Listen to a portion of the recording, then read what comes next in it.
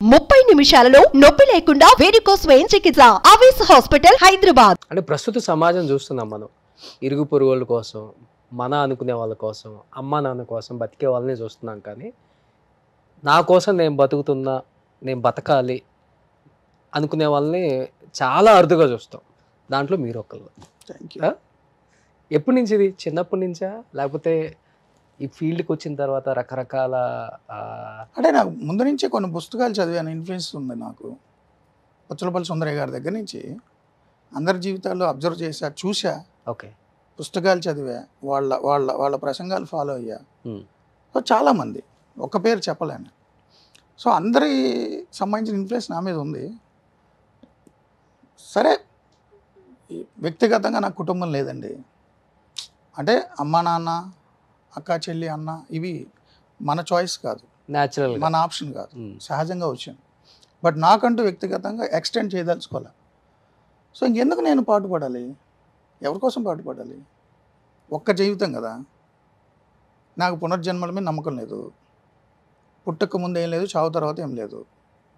ఈ ఉన్న కొద్ది జీవితం మీరు గమనిస్తే సార్, మీరు ఒక చిన్న పల్లెటూరులో ఎవరైనా ఒక కామన్ మ్యాన్ చనిపోయినా మీరు అక్కడ ఒక ఫోటో పెట్టేసి రాళ్ల మధ్యలో 1972 2020 అని వేస్తారు అంతే. మధ్యలో గీత ఉంటుంది. అమెరికన్ ప్రెసిడెంట్ పోయినా date of birth, date of death, మధ్యలో చిన్న గీత ఆ సమాధి దగ్గరికి వెళ్తే. సో పుట్టిన సంవత్సరం, చనిపోయిన సంవత్సరం, మధ్యలో గీత ఉంది కదా, ఈ గీత జీవితం ఇంతే ఉంటుంది. అది ఇంత గీత కోసం ఏం చెప్పారు సార్? ఇన్ని వ్యవహారాలు, ఇన్ని పద్ధతులు, ఇన్ని పాళ్ళు, ఇన్ని అవినీతులు, ఇన్ని అక్రమాలు, ఇన్ని కుట్రలు, ఇన్ని కుతంత్రాలు సంపాదించేసి ఏం పీక్కెళ్తావు? అదే కదా జీవితం అనుకుంటున్నారు కదా ఇప్పుడు. ఇంతే కదా గీత. Date of birth, date of death, మధ్యలో గీత. ఆ గీత కోసం ఎందుకు ఇంత గింజుకు చచ్చిపోవాలన్నా? సో నాకు అంత కోరికలు లేవు, కుటుంబం లేదు. నేనేం చేయాలి సంపాదించి? 30 సార్లు అయితే తిండగా ఎవడన్నా రోజుకి? ఒకసారి 2 సార్లు తింటారు. నా గురించి మీకు తెలుసు, నా డైటు, నా అవును వ్యాయామం, క్రమశిక్షణ. దేనికోసం సంపాదించాలి? ఇంత ఫిలాసఫీ ఫాలో అవుతారు, ఇంత గీతే జీవితం అన్నారు, అంతే కదా. మరి ఎందుకు పెళ్లి చేసుకోవట్లేదు? ఆ గీతలో ఇంకో గీత ఎందుకు యాడ్ చేయడం? అందుకనే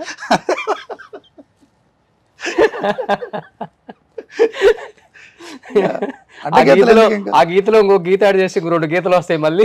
అడ్డగీతలు, నిలువు గీతలు ఎందుకండి? ఇంతే కదా ముక్క. పర్సనల్ అంటే నాకేం లేదు, దానికి పెద్ద ఫిలాసఫీ లేదు, పాడు లేదు. కానీ ఓకే, సమాజం ఏదో అందంగా ఉంటారు చూడటానికి, సమాజం బాడీ ఫిజిక్ హీరో లాగా ఉంటారు, డైరెక్టర్ అయ్యారు కానీ కాదు. నేను ఏమంటానంటే, ఫైనాన్షియల్ ఇండిపెండెన్స్ కంటే ఎమోషనల్ ఇండిపెండెన్స్ ముఖ్యం. అంటే ఎమోషనల్గా మనం ఒకళ్ళ మీద డిపెండ్ అవ్వకూడదు, మన మీద ఎవరు డిపెండ్ అవ్వకూడదు. నా జీవితం నేను చేస్తా, నా బతుకు నాది, నా బలుపు నాది. ఇంకొకళ్ళు ఎవరి మీద ఆధారపడి, లేదా మన మీద ఇంకొకరు ఆధారపడేలా ఉంటే మనం అనుకున్న వే ఆఫ్ లైఫ్ కొంచెం అటు ఇటు మారాలి. నేను ఇలాగే ఉంటా, నాకు సంపాదన వద్దు, నేను ఇంతే అంటే నా వరకు ఓకే.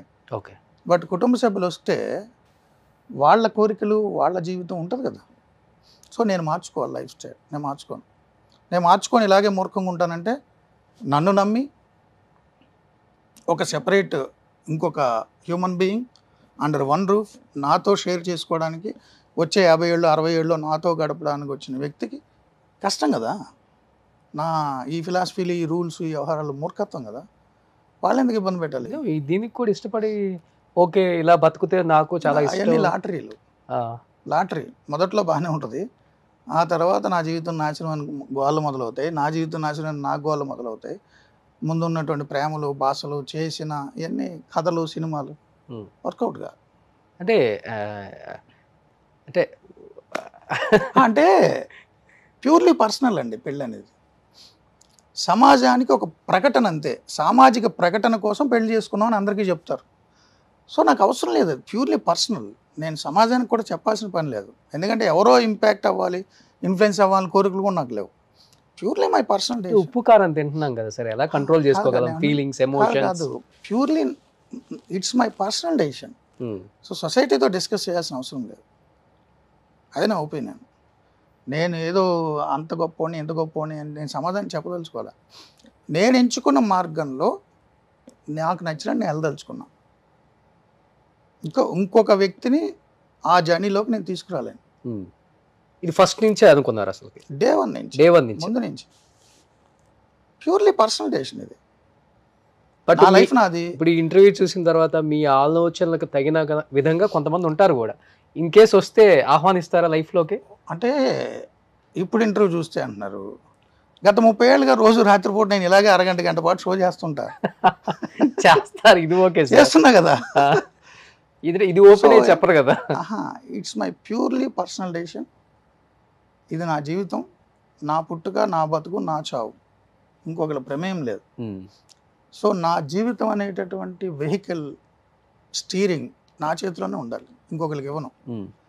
ఇంకొకళ్ళ జీవితం స్టీరింగ్ నేను తీసుకోను.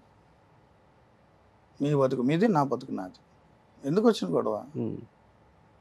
కొంత వయోపరిమితి పెరిగినప్పుడు, వృద్ధాప్యంకి వచ్చినప్పుడు అప్పుడు ఏంటి పరిస్థితి? అంటే కొంత వయోపరిమితి పెరిగిన తర్వాత వృద్ధాప్యం వచ్చిందా చూడడం కోసం అని చెప్పి ఇప్పుడున్న 30 ఏళ్ల పాటు వాళ్ళతో చాకరీ చేయించుకోవడం దారుణమైన బ్లాక్మెయిల్. బ్లాక్మెయిల్ నేను అదే చెప్తున్నా. తోడు నేను అదే అంటున్నా, నేను ముసలోని అయిన తర్వాత నాకు అండగా ఉంటుంది అని ఇప్పుడు యవ్వనంలో ఉన్న తన జీవితం అంతా నేను తీసుకొని తను ఇబ్బంది పెట్టడం, లాస్ట్లో నాకు సేవ చేయడం కోసం. సపోజ్ మాట్లాడదాం, ఎంతమంది జీవితంలో వృద్ధాప్యంలో తోడు ఉంటారని పెళ్లి చేసుకుని అనేక కారణాల వల్ల విడిపోవడమో, లేదు వాళ్ళు కాలం చేయడమో జరగలే. అవును, స్వార్థం కదా. నేను ముసలోని అయిన నాకు సేవ చేస్తుంది కాబట్టి ఇప్పటి నుంచి నేను పెళ్ళి అనే ఒక ముసుగులో చేస్తాను, అది కరెక్ట్ కాదు. ఏం చేస్తారు సార్ అమ్మ నాన్న మొన్నే చనిపోయారు. ఓకే, 1 year అయింది. ఈ రోజు కరెక్ట్గా 1 year. సో వాటి మీద కూడా నాకు నమ్మకం లేదు కాబట్టి నేను వెళ్ళలేదు. 92 years ఆయనకి. 92 years నాన్నగారికి? 92 years అప్పుడు చనిపోయారు. ఓకే. సో నాన్న వ్యవసాయం చేసేవారు, కరణికం చేశారు. అమ్మ మామూలు housewife, homemaker. So మీ సక్సెస్ని బాగా చూసారు నాన్నమ్మ? చాలా బాగా చూశారు. బాగా ప్రౌడ్, బాగా ప్రౌడ్ ఫీల్ అవుతారు. నన్ను పోలీసులు తీసుకెళ్ళినప్పుడు, అప్పుడు టీవీలో చూసినప్పుడు జనం అంతా భయపెట్టి ఆయన దగ్గరికి వెళ్ళి మాట్లాడినా ఆయన పెద్ద వరి అయ్యేవారు కాదు. వాడు ఎంతేనండి, అది వాడి జీవితం అనేవారు. ఉండంగా వాళ్ళు కూడా మీ రూట్లోకి వచ్చేసారు అసలుకి. నాన్న కూడా ఎప్పుడు పెళ్లి చేసుకోమని అనలే, లైఫ్లో ఒకసారి కూడా అనలే. నీ లైఫ్ నీ ఇష్టం రా అన్నారు. గ్రేట్. చాలా ప్రోగ్రెసివ్ థాట్స్ ఆయన. ఫీల్ అయితే అమ్మ ఫీల్ అవుతారే, కొంచెం ఫీల్ అవుతారు కదా. ఆమె ఇష్టం అది ఫీల్ అవ్వడం అనేది. ఫీల్ అవ్వద్దని కూడా మనం చెప్పలేం కదా, అది ఆమె అభిప్రాయం, ఆమె హక్కు ఫీల్ అవ్వడం, మనం ఎవరం కాదన్నాను. సో నా జీవితం నా హక్కు. సుమన్ టీవీలో మీ పర్సనల్ అండ్ బిజినెస్ ప్రమోషన్స్ కోసం కింది నెంబర్కి కాంటాక్ట్ చేయండి.